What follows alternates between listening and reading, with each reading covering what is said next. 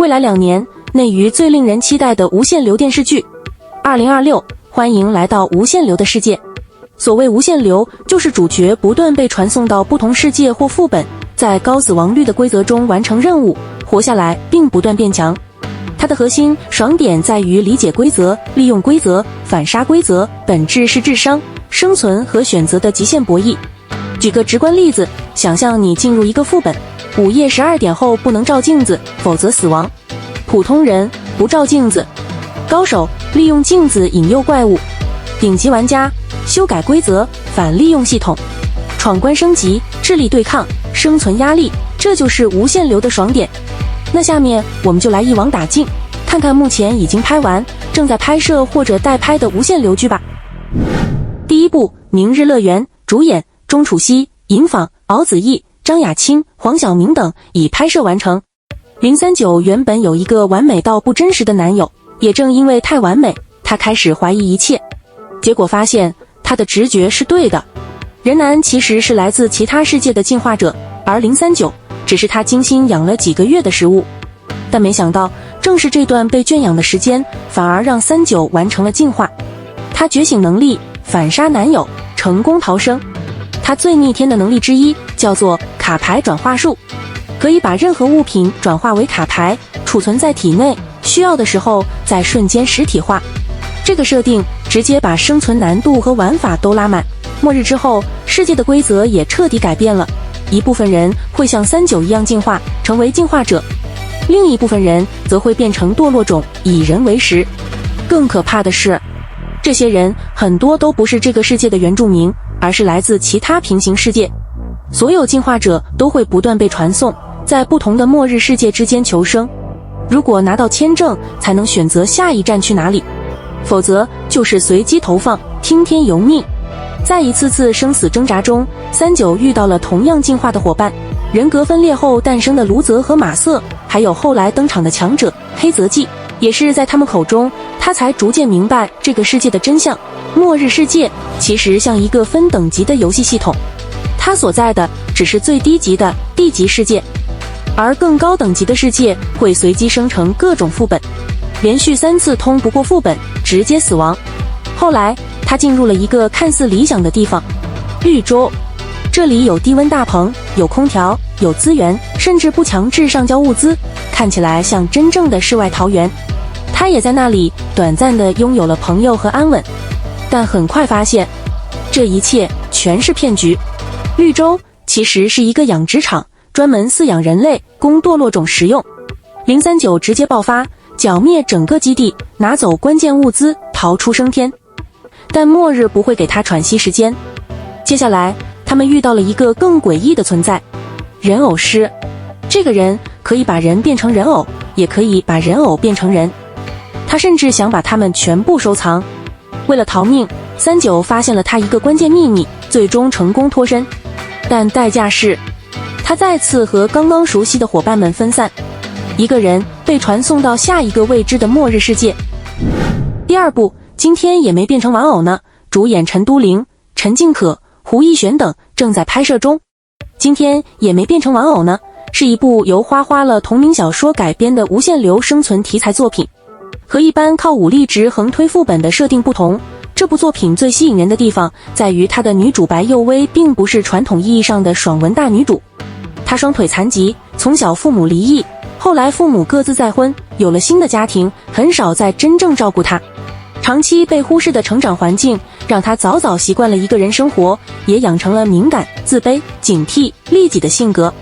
故事开始于一个看似平静的午后，毫无征兆的，街上的人一个接一个变成了静止的玩偶，整个世界瞬间失序。有人说这是外星文明入侵，也有人根本来不及弄清发生了什么，就已经失去了作为人的资格。一直照顾白幼薇的保姆也在他面前突然变成了玩偶。就在这种极端混乱中，白幼薇第一时间没有崩溃，而是冷静地关掉炉火，拨打求助电话。他比很多人都更快接受了这个残酷现实，因为他早就习惯了被抛下，也早就学会了如何在不公平的规则里为自己争取最大的生存空间。没过多久，一个叫沈墨的男人出现了。沈墨是白幼薇母亲好友的儿子，身份是国家安全署的长官，这次来本市执行任务，只是顺便受托把他带去扬州。白幼薇并不想跟他走，但在末日降临、秩序崩坏的情况下，沈墨几乎是强行把他带离了原地。于是，一个高智商、敏感戒备、行动不便却极度清醒的少女和一个冷峻克制、体力强悍、同样聪明过人的男人，就这样被绑定在一起，开启了逃难之路。街上到处都是玩偶，高速公路也被玩偶堵死。幼薇的耳边突然响起系统的声音，他们进入了游戏世界，规则极其冷酷，拒绝游戏会变成玩偶，游戏失败也会变成玩偶，只有不断通关才能获得奖励和升级资格。于是，这个世界不再只是简单的末日废土，而是彻底沦为了一个巨大的游戏场。游戏区域会自动移动，主动搜寻玩家，迷宫类副本还会持续扩张，把幸存者一点点吞噬。所谓的庇护所也未必真的安全。白幼薇这个角色最特别的地方就在于，她从来不是靠蛮力求生，而是靠头脑拆解规则。她擅长观察，擅长分析，擅长从别人忽略的细节里找到规则漏洞。比如在龟兔赛跑副本里，系统几乎完美复刻了那个预言，玩家扮演乌龟，必须追上并超越强大的兔子玩偶才能通关。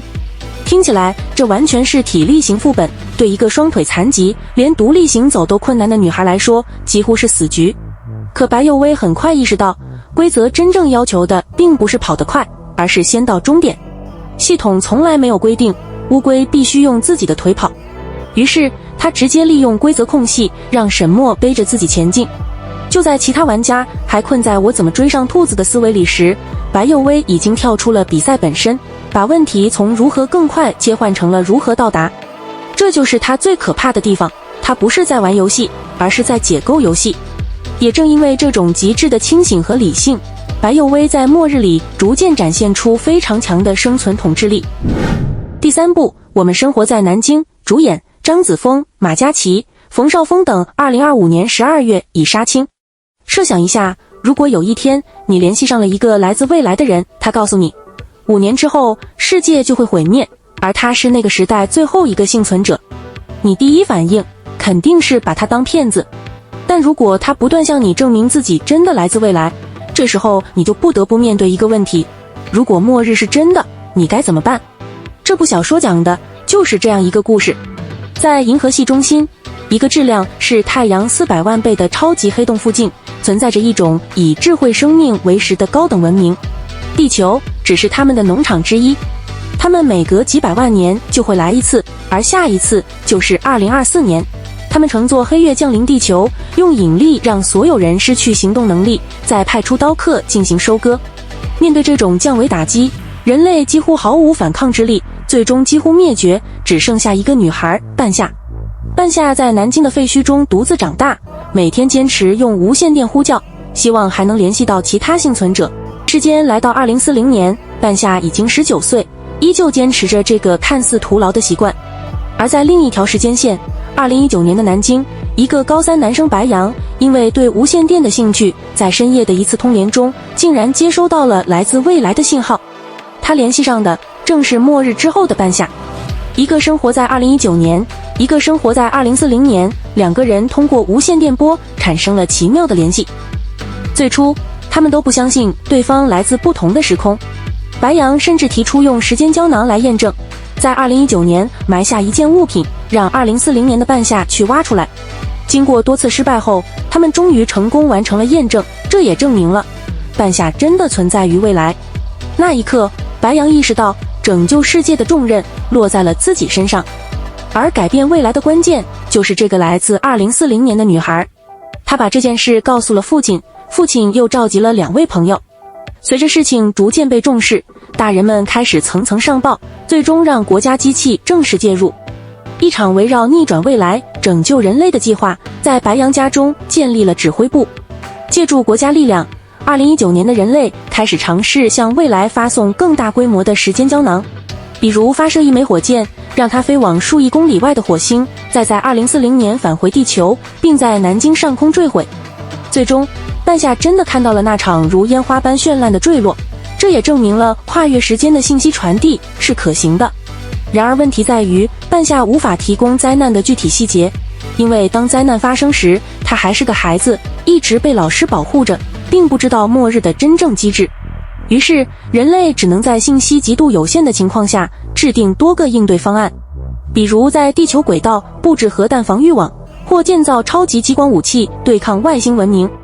而白羊所在的指挥部则提出了一个完全不同的思路，他们计划建立2个秘密基地，通过监听网络、无线电等方式记录这20年间人类社会的全部信息。等到2040年的半夏进入基地，再把这些信息通过无线电传回2019年，这样人类就可以逆向推导出末日发生的原因和具体形式，从而制定真正有效的应对策略。最终，白羊和半夏的计划成功了。他们找到了外星文明降临的原因，却也发现了一个更加令人绝望的真相：一切的灾难源于因果律。也就是说，人类为了阻止末日所做的一切努力，反而成为了末日本身的起因。第4部《十日中演》，主演肖战、魏大勋、胡先煦、李婉达、李治廷、毛晓彤等，预计2026年4月10日开机。在茫茫虚空之中有一辆列车，这部列车通往3站，其中第2站被称为中焉之地。此地由神打造，神要求来自阴魂管理局的女人许流年驾驶列车，押送5万有罪之人的亡魂来到此地，开展创造星神女娲的游戏。这些阴魂便是女娲游戏的参与者与献祭品。中央之地，阴魂不断产生极端情绪，极端绝望者可以觉醒神秘力量，这种力量被称为回响。回响越多者越接近神想要创造的神。可惜的是，不知道多少年来，竟然一位神都没有出现。与列车一起到来的还有天龙和青龙，他们作为此地的管理者，拥有很大的权力。神对女娲游戏逐渐失望，要求彻底销毁中焉之地的时候，天龙为了满足自己的私欲，决定背叛神的意志，将中焉之地变成自己的囊中之物。他随手杀死神定下的游戏裁判，无视神定下的游戏规则，在中焉之地肆意安插自己的人。这些举动引起了本书主角旗下的不满，他带领众人反叛天龙，但实力相差过于悬殊，最终反叛失败，所有反叛之人都被天龙杀死。唯有旗下觉醒了生生不息的回响，旗下利用生生不息复活了因为反叛死去的所有人。可天龙不乐意了，他对旗下所做的一切十分生气，于是天龙利用他的能力离息，杀死了所有人。可即便强大如天龙，也还是有薄弱之处。他的离息虽然具有巨大的毁灭力量，但漏洞在于每10天只能使用1次，用完便会陷入沉睡。而旗下的生生不息每12天就会主动触发，两人的力量作用出现了2天的时间差。天龙为了维持世界的正常运转，不得不利用入梦为所有人创造2天的虚假记忆，让所有人都以为自己在现实中经历过地震之后才来到中焉之地。至此，10日轮回建立，只有极少数人才会在轮回当中觉醒回响。为了维持轮回，天龙设立了12生肖和4大神兽作为游戏规则的监督者。游戏开始。第2个让读者着迷的地方是接下来各种烧脑游戏，比如本书开端旗下遭遇的第1场游戏说谎者。规则很简单，游戏主持人任阳会给面试房间内的9个人分别发1张身份牌，任阳告诉所有人这些身份牌中只有1张是说谎者。随后他让每个人轮流发言，发言结束之后，所有人都要根据上述发言将手中的1票投给真正的说谎者。如果所有人都选对说谎者得到全票，那么说谎者就会死。反之，哪怕只有1个人的答案和其他人不同，那除了说谎者以外的所有人都得死。这个游戏初看再普通不过，但渐渐的旗下就发现了问题所在。这个面试房间里的所有人在苏醒之前互相都不认识，怎么可能确保所有人都投给说谎者呢？也就是说，这个游戏根本无解。男主旗下说服了众人与任阳对峙的时候，诡异的事情发生了，任阳掏出手枪自杀了。第3是有血有肉的主角团。在很多小说里，配角皆是为了推进剧情或是为了衬托主角而存在，而《十日中焉》里每个角色都拥有自己独特的个性与人生经历。比如张承泽，他原名张来地，出生于四川，由于村中落后愚昧而备受家人与村民的虐待，在支教老师的帮助以及自身的努力下，最终成功走出大山。本想切断与村中的一切联系，却又被父母纠缠不休，最终丢掉了自己的第一份工作。但他没有放弃，后续努力在成都成立了个人律所，成为了精英人士，却被父母与亲弟弟陷害，被村中屠夫监禁强暴。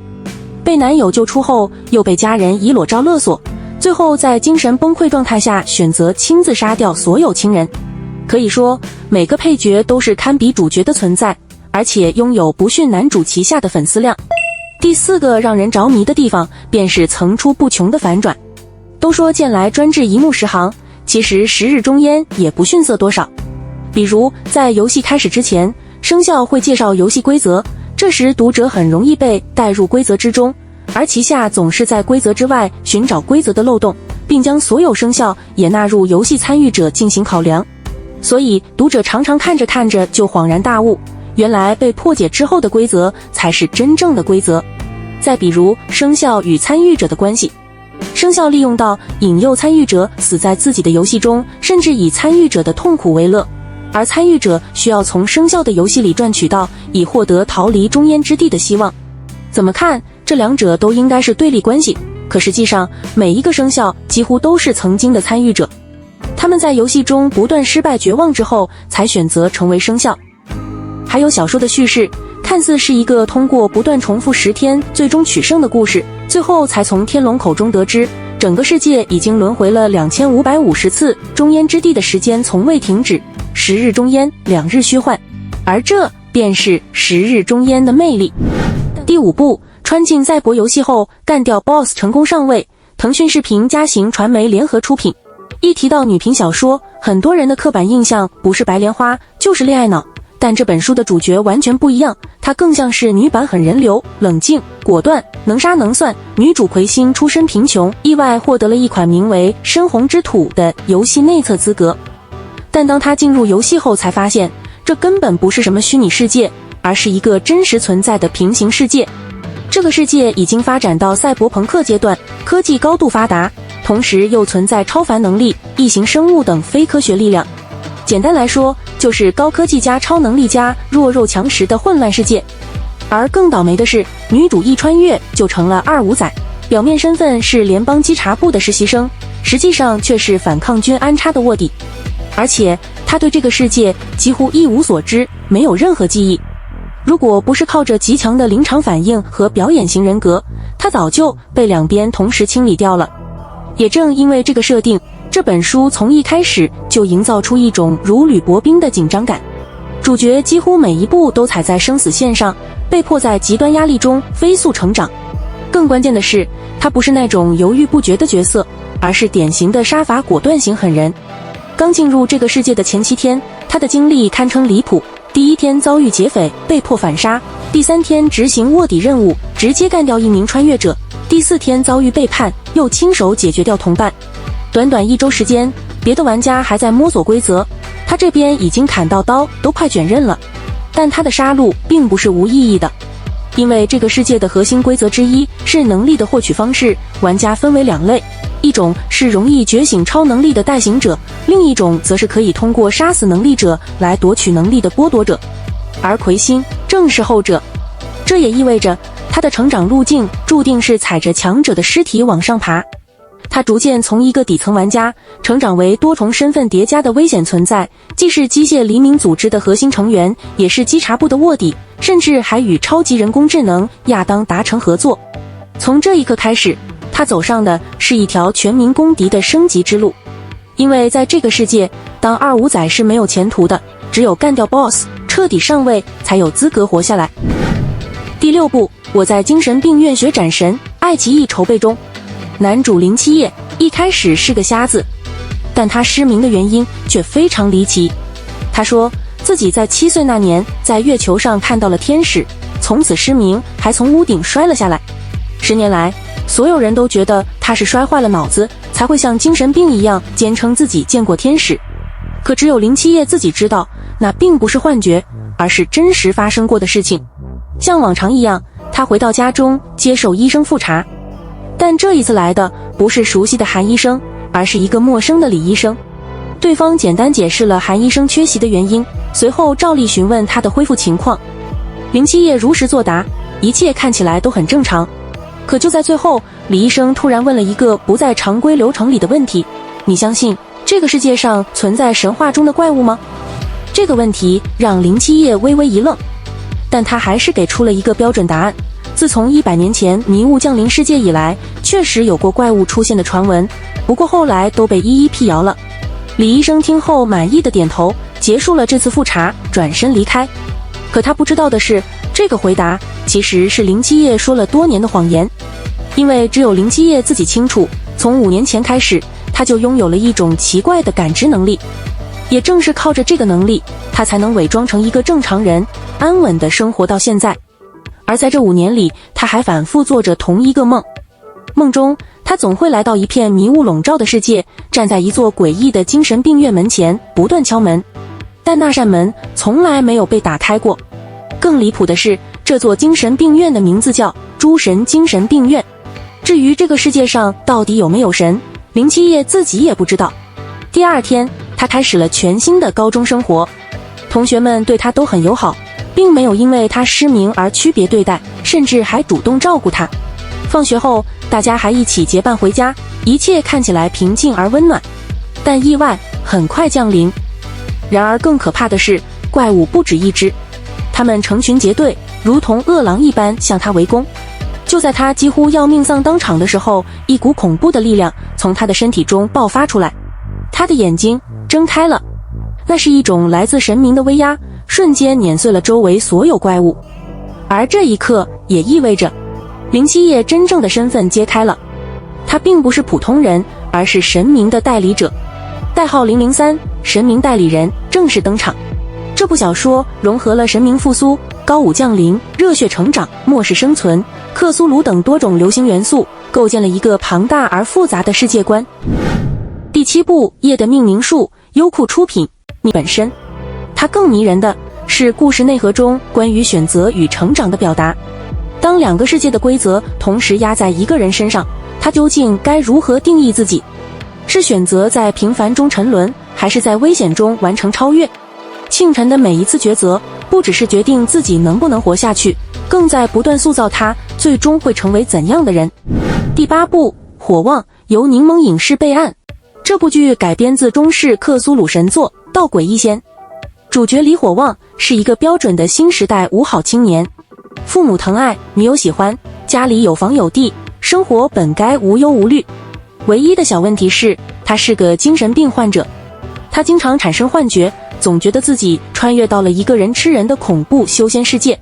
在那里，他不是什么天命之子，而是随时可能被吃掉的底层存在。一开始他并不慌，甚至还挺淡定，反正只是幻觉，就当在玩一场沉浸式 VR 游戏。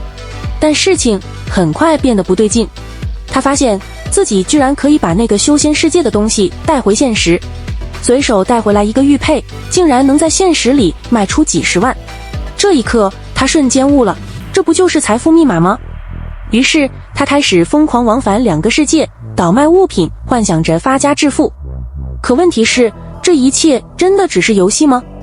随着经历越来越多，他逐渐意识到，那个恐怖的修仙世界很可能并不是幻觉，而是真实存在的。更可怕的是，2个世界是同步的，他在修仙世界里的动作会原封不动地映射到现实世界，就像玩 VR 游戏一样，在那边挥剑，在这边就真的会动手。也就是说，当他在修仙世界对着怪物拼命输出时，现实中的他可能正拿着西瓜刀对着路人乱砍。虽然因为精神问题不用坐牢，但医疗赔偿却是实打实的。很快，家里的积蓄被掏空，甚至连房子都赔了进去。越是想靠修仙世界赚钱，现实中的病情就越严重。有人可能会问，那他不穿越不就行了吗？答案是不行，他根本无法控制自己是否进入那个世界，更无法选择地点。2个世界就像绑定在一起，共用一条命。这边母亲在医院喂他吃橘子，那边追杀他的怪物可能正往他嘴里塞钉子。任何一边出事，另一边也会跟着一起死亡。更糟的是，还有一个半仙师傅盯上了他的身体，想要夺舍。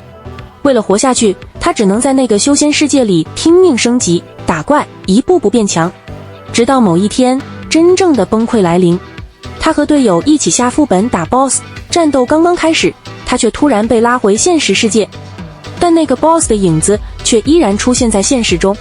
如果他停手，修仙世界的队友就会团灭，可如果继续攻击，现实中的他就是一个拿着刀在街上追人的疯子。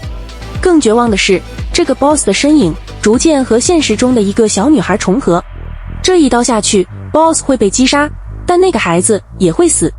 不砍，队友全灭；砍下去，一个无辜生命消失。一个彻头彻尾的电车难题摆在他面前，一边是母亲的哭喊和现实的生命，一边是并肩作战的队友和另一个世界的生死。他只能崩溃地喊出一句话：我分不清，我真的分不清了。而这才是这本书最恐怖的地方，因为你根本无法确定哪个世界才是真实。在医生和家人眼中，一切都有科学解释，所有经历都可以被归结为精神疾病的幻觉，甚至连作者在结尾都说这只是一个精神病患者的内心世界。但问题是，书里的所有细节又都严丝合缝，逻辑自洽到让人不寒而栗。看到最后，你甚至会怀疑，到底是主角疯了，还是这个世界本身就不正常。只能说，这本书看完之后总得疯一个，要么是主角，要么是作者，要么就是读者。好啦，那小伙伴们最看好哪一部呢？评论区留言吧。这里是 When Weekly， 我们下期见。